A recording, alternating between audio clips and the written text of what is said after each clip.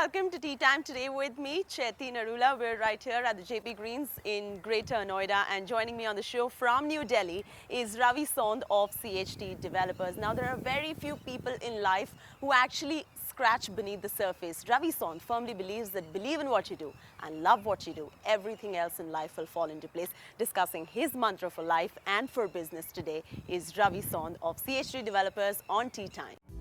On the show this week, we have Ravi Saund, COO, CHD Developers. An India possession is like a wish list, which is weird. I mean, I would want to know the day you're going to be delivering and you should stick to it. Things like these, there has to be rules governing us. In news, Webb Simpson's 6-shot victory in Vegas wins Children Open. And Jin Jeong wins the Perth International.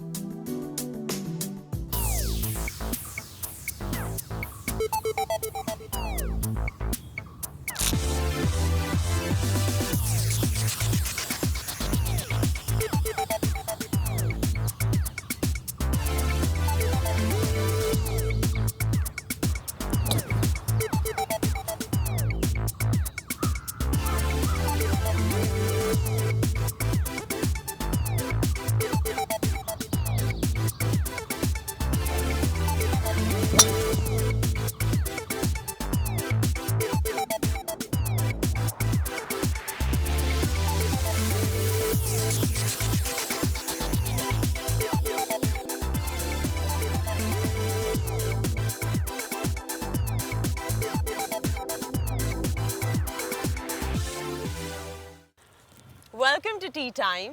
Thank you. It's pleasure was mine. Thank you.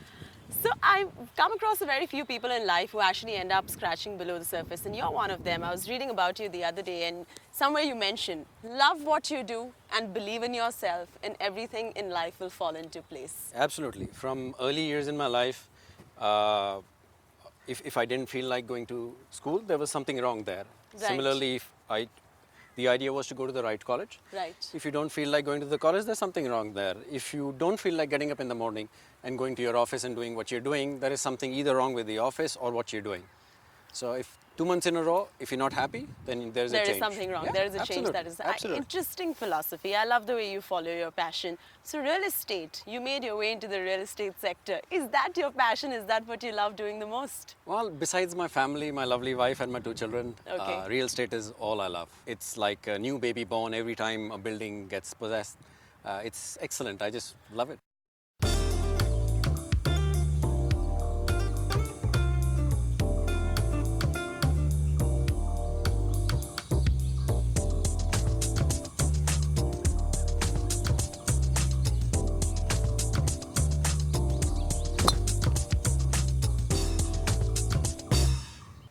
My golf coaching clearly seems to be helping me in my tee-offs, actually.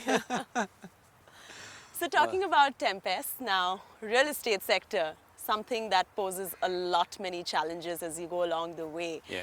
Which are the toughest challenges that you face? In fact, if you mentioned regulation, I wouldn't really be too surprised. Yeah, I know. See, real estate is a beautiful sector to be in. Like, I love You're India. the only I one love who's real saying estate. this. That's No, the only one saying this. Well, it's your set of mind. There are issues in real estate, like in any other industry. One of the biggest issues is the external environment which we face. And when I say external, if I can divide it into internal, the construction period, and external, the approval period and dealing with the government. I would wish that that area, the external area, improves. Right. Improves really fast and improves in a fashion where the government sees us as developers as a client. Okay. The problem is that if the government doesn't see us as a client, they don't see our problems and then solve the problems. So the idea is, if there's a problem, there is reason for it. Go to the reason and solve it. So for example, we've been talking about single window for a long, long time. I know. The single window clearance system is something that you've been battling personally quite a while. Yes. Personally, I think it's a great way of going ahead.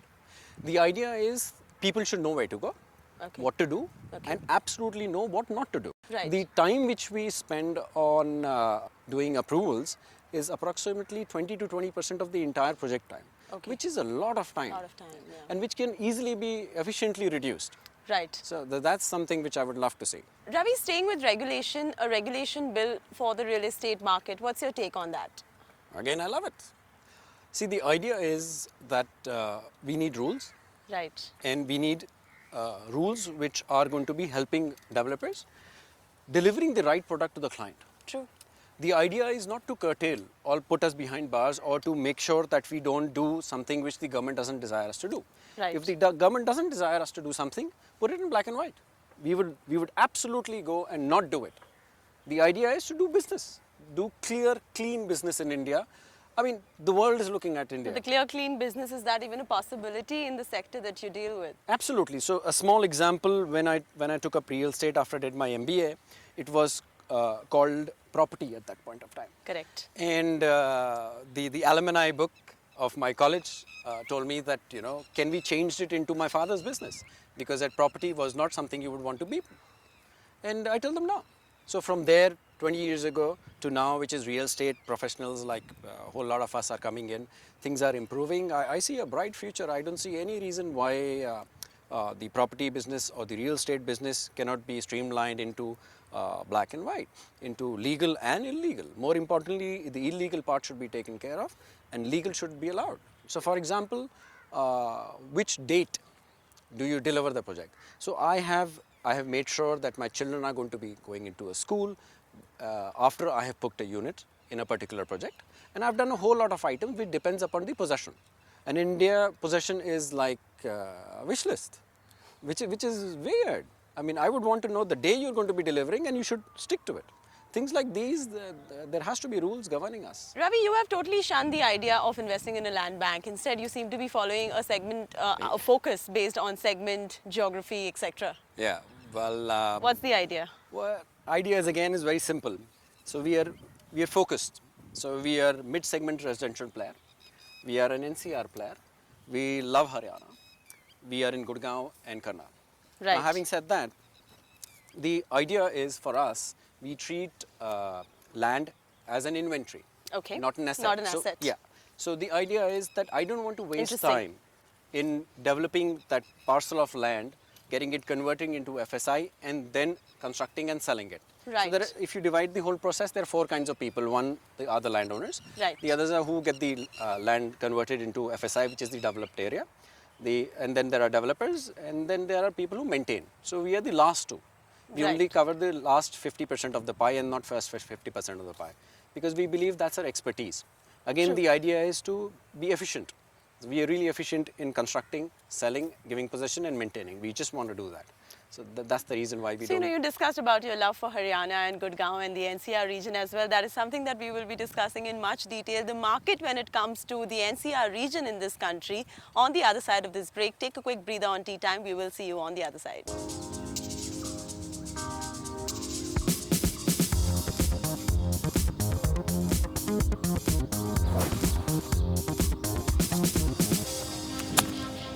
Lovely. Thank you. You're quite good for being an amateur golfer, actually. Well, I try my best.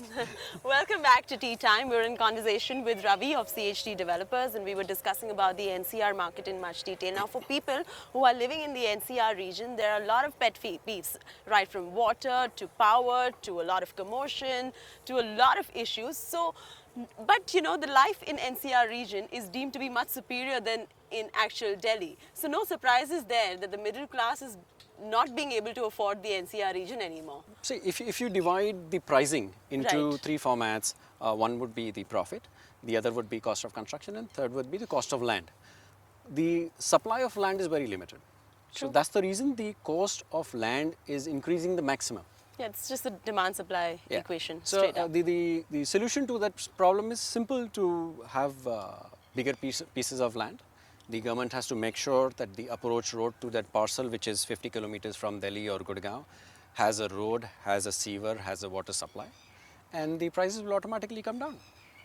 And you think the prices will come down going forward this year? Or? I would want But prices now to that the come down. Dwarka Expressway has become really the center of Gurgaon, really, and Yeah. around which you are even planning development through CHD as well. Yes, yes, we are. Do you think you're about to see some changes coming in terms of pricing in the NCR region after that? Now what has happened is, since last 7 to 8 years, Gurgaon has become the central business district. True. Unlike what it used to be 10 years ago, which used to be Delhi now. So that's how the prices went up. All the offices are over there. It is absolutely killing to spend 2 hours a day traveling from Delhi to Gurgaon. So that's the reason why people want to shift into Gurgaon. So the demand is on an upside. Absolutely. And considering the Dwarka Expressway, one is it's really close to the airport. That's one. Second is that it was a clean slate. So it was a farmland where people could go buy and government could acquire land and put infrastructure in place. Again, I say infrastructure speed is less, but if you compare it to previous years in Gurgaon, Dwarka Expressway is a faster development taking place. Till that happens, the prices will remain stable. And once the development is full, it could be next year, prices are really going to skyrocket just because it's close to the airport and Delhi. Okay, we're going to discuss a little more in detail about the NCR market, but time now for me to play a chip shot and continue with my game.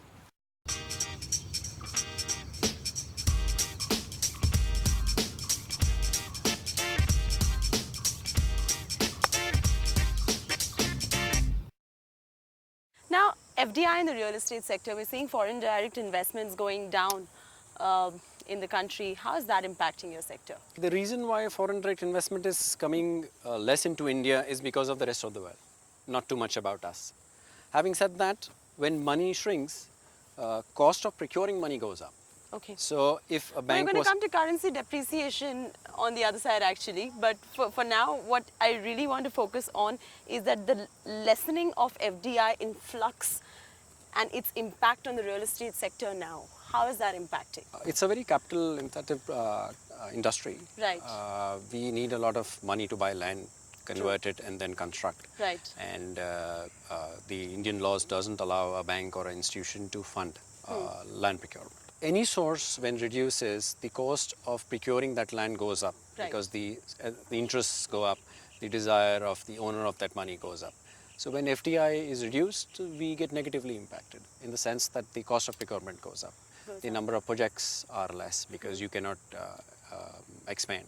Now we're speaking about foreign direct investments and speaking about other countries abroad as well. You offline in your conversation mentioned to me that India is really the place where one must be right now yes. because the Yes. opportunities are Enormous. manifold, yes, in Yes. India. Why do you think so? Well, first is I love India. I like the rains, I like the congestion, I like the people, I love everything. Having said that, that's not important. I am an Indian at heart and so I love it. The more important thing is the rest of the world loves us. You know, they're just waiting for our economy to get stable. They don't see a desirable 10% growth every year. They would love 6 to 7% growth of pan-India in a consistent format. If they love us, I mean, I don't see any reason why we shouldn't be loving ourselves. So you think all the opportunity at the moment in terms of careers and in terms of ambitions can be achieved right here in India itself and you don't need to look outside? Absolutely. Is your love for India also something that you're exuding through your CSR initiatives here? You are doing a lot of corporate social responsibility and exuding that on the part of CHD developers and also in your personal capacity. What are these? So my love for currently we have a Komal Ankur initiative, Right. which started personally from my college days. So I'm from Mumbai, from Sydney. We had a society called Poor Students Education Relief Fund. If you educate someone, he's going to do something or the other. And the simple number of people increasing in India, education is one single most important thing the government and private sector should focus upon. Currently, our initiative is girl education and green.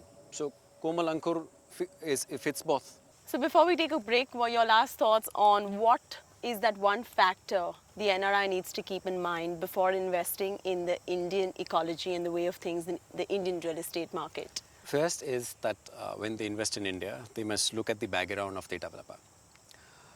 They must see his financial status. Right. Once they have seen that, they should see the zone they would want to. So would they want to buy an apartment in Gurgaon or Noida or Greater Noida or Faridabad or Sonipat. Once they have done that, they must go and visit the project, see what is the stature. So if the developer, for example, had said they would deliver in 4 years' time, is the project on time?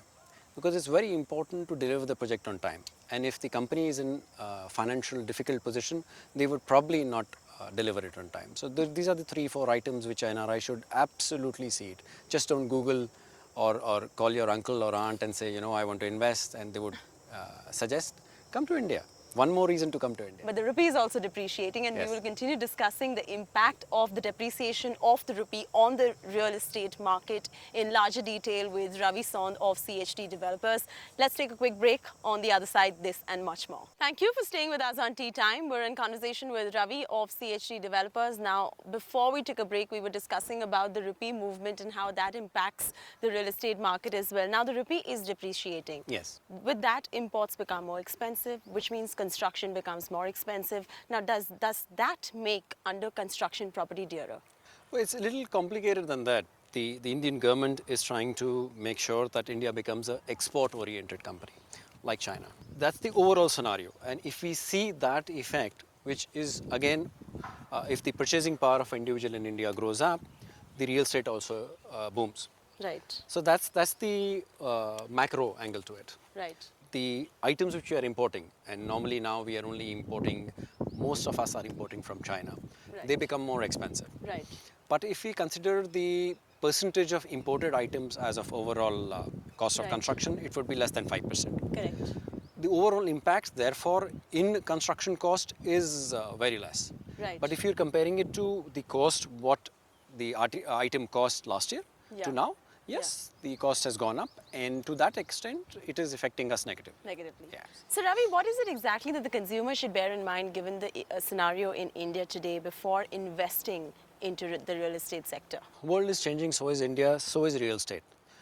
Having said that, client is the most important person in a developer's life. I mean, after all, he's the one who is giving us money for which we Well, make the consumer building. is the king. Yes, he is. everywhere. Yes, he is. Most of the time, it's more frequently said than followed. Right. So first thing, when a client walks into any company or any project, you must see if the company is customer-centric. Now, that's the overall environment which I believe should be customer-centric. The important items would be transparency. So for example, the developer should have all processes in order. They should have all licenses in order, all approvals in order. And there is no harm simply by asking the sales or the front sales guys for those approvals. I mean, if you have it, you might as well show it. And one good thing you can do is talk to the construction guys. So when you go to the site, don't talk to the sales guys. And I am from a sales background, but I'm still saying it. Talk to the construction guys. Those are the guys who are going to tell you where the project is, what time it's going to finish, and what are the challenges. So those are the guys you need to call. You know, now we're going to talk a little more in detail about 106 Dwarka Avenue. That's something I'm very interested to discuss in detail with you, but after we finish our game. Come. Sure, go on.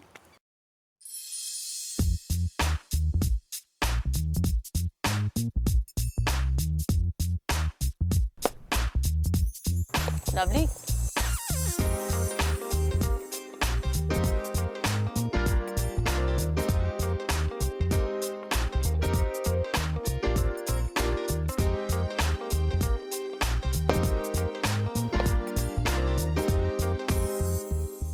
So Ravi, 106 Golf Avenue at Dwarka Expressway, what prompted you to start a golf-centric township here? Well, it wasn't golf-centric in the beginning. We did a survey of our target audience. Right. And very soon we realized that the shift is now living healthy.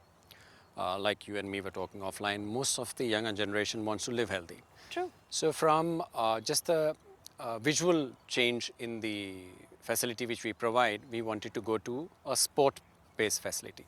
So that was the first survey. We knew very clearly it had to be sporting.